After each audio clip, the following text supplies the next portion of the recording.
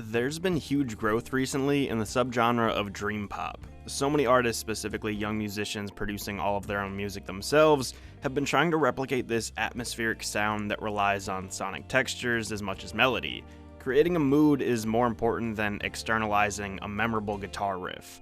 While he shouldn't really need an introduction by now, I think the king of this resurgence of dream pop is Cuco. Dreaming of you when I'm alone, baby don't trip, I'm coming home. Kick it with me, I don't care if the sun is gone.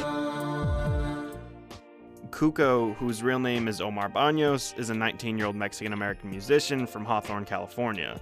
While I just categorized him as a dream pop artist, I admit that it's a little unfair to put him in some kind of bubble.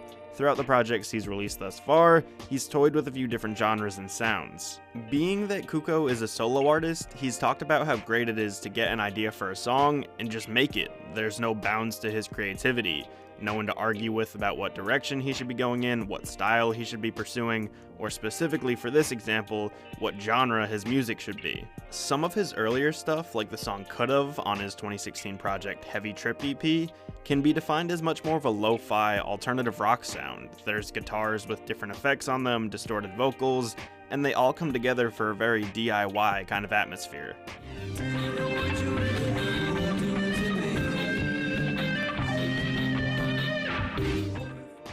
Then you listen to something like Don't Make Me Fall in Love off of his most recent project, 2018's Chiquito.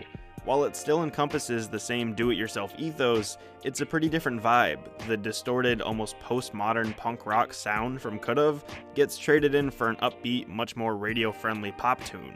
Don't make me fall in love with you, I don't think I'm right for you, I'm just disappointing you.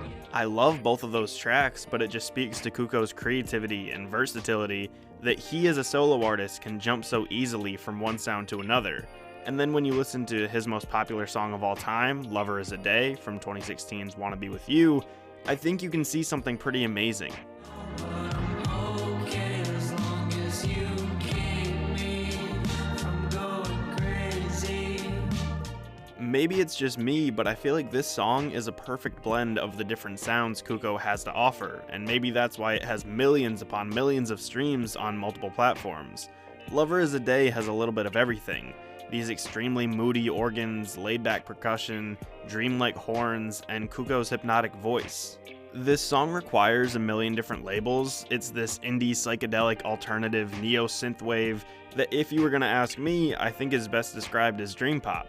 Cuco himself has described his music as alternative dream pop because of his heavy use of synthesizers, 808s, and washed-out analog sounds. One of my favorite things about Cuco is the hyper-romantic nature of his music. Between his visceral, emotional lyrics describing past heartbreaks or future loves, and the essence of his quote-unquote alternative dream pop sound, we're seeing him create these incredible love songs. Another track from Chiquito, Sunnyside, is a perfect example of Cuco's romanticism. On the surface, these are some powerful lyrics for any love song. Every time I look at you, you're nowhere near, it makes me blue. I swear I need you by my side right now, forever. Taken out of context, this could be a simple yet raw and intense poem about a complicated relationship. But with Cuco's yearning, charming voice, it becomes so much more.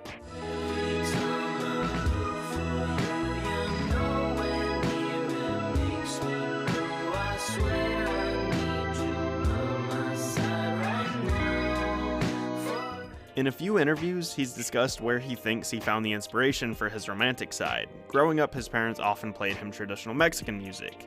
I feel like most people are at the very least somewhat familiar with how this connects so perfectly.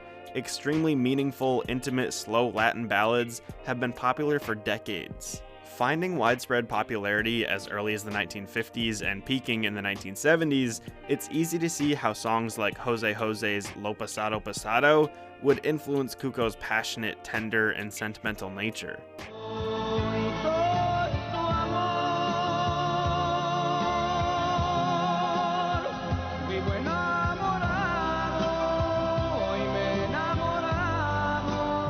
In the end, there's so much to love about Cuco and his music. Some of his main goals include providing Mexican representation in the American music industry and helping out his family.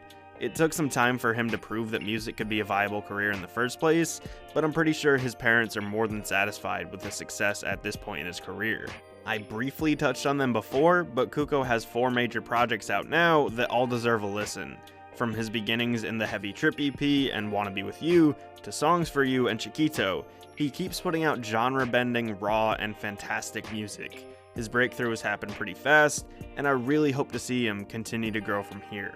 Hey, thanks so much for watching this video. Remember to like and subscribe if you want more videos like this.